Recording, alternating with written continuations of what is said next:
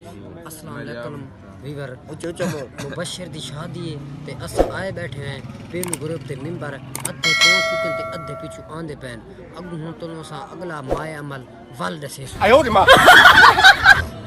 ये वीवर सारे पहलू ग्रुप दे चंद बंदे टेबल ते पहुंचाए ते सारा पहलू ग्रुप दे बंदे दी शादी है मुबशर डॉक्टर हमीद ते इंशाल्लाह पहलू ग्रुप अपनी टेबल ते पहुंचने वाले ते अपने फन का मुजाहरा दिखे से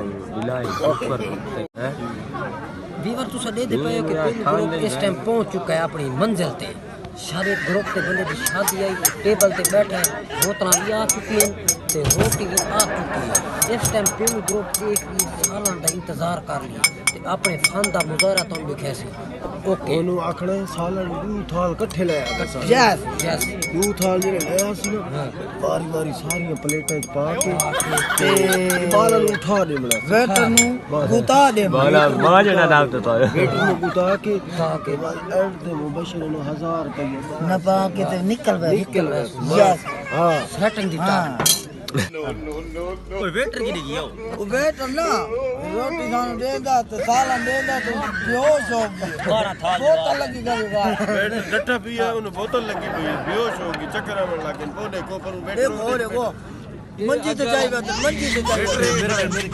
वेटर खड़ा वेटर अगर ये हड्डियां दा खाली वजन करो ना 8 किलो हड्डियां पई 8 किलो हड्डियां ते कम से कम तुस अंदाजा करो ना दोस्त कितना खाते जेडी तू जे भाई ने खाना वो सुअर नु नाल कहना है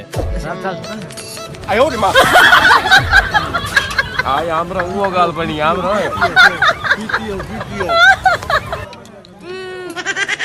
पीटीओ सारा बंदा बैंक नेशनल बैंक में गया है जी एटीएम मारन गया है जी ते इंशाल्लाह कितने पैसे एटीएम ही लगा बस ये एटीएम नु दे दे एटीएम मशीन चा के तुम नेंद्र देसु चा आपके कढ़ा लेसन सारे बंदे पहले ग्रुप दे पहुंच चुके हैं 52 वाले एटीएम पूरा सु वली में चुके हैं सारे पहले ग्रुप दे एक बंदे दी शादी हो रही है इंशाल्लाह तनु खामंदा दिखेंगे बैठ की में माल आ गई जी सारा पहले ग्रुप पहुंचा पिए रात मंज काट चुके हर साइड कोई सफाई सही पई है पानी नु कहने कुछ जग रोदा पिए देखो जेड़े इथे सारे इंतजाम भी आई उन्हां नु दू बोतलां लगी पीछा ते हुन असा दूले कोन वेंदे पे जेड़े सारे पहलू ग्रुप दा मेंबर है मुबशर मुबशर उनके कोल तनु लेके वेंदे सब कैमरे हर नाल चलना आओ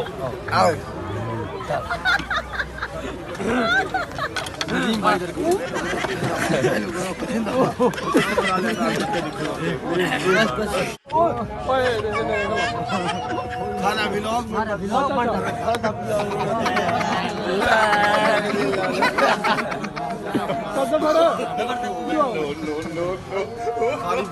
वीआईपी तस्वीर ते वीआईपी वीडियो में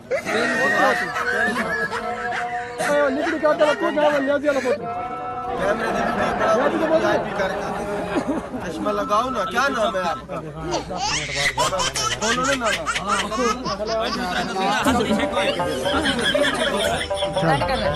शादी दा एंड हो चुका है वलीमा मूंज काट चुके हैं बकरा आई देसी आई बड़ा और अपना बोतला शोतला सफाई सिर्फ पानी को नहीं बहुत खराब पीता ने आज बहुत खराब है 4 दिन बाद इनका वास्ते अलग रखी हुई एक की बोटी नहीं बचाई ना 4 दी 4 आयो रे मां मेरी दही सही देने पाए एक सारा कसूर है इस्लामाबाद गए मीटिंग थे हां मनशात बाद खुशाब वाले अच्छा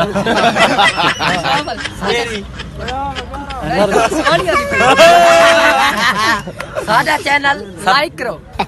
घंटी की सब्सक्राइब कराए लाइक कराए घंटी दी निशानी ओके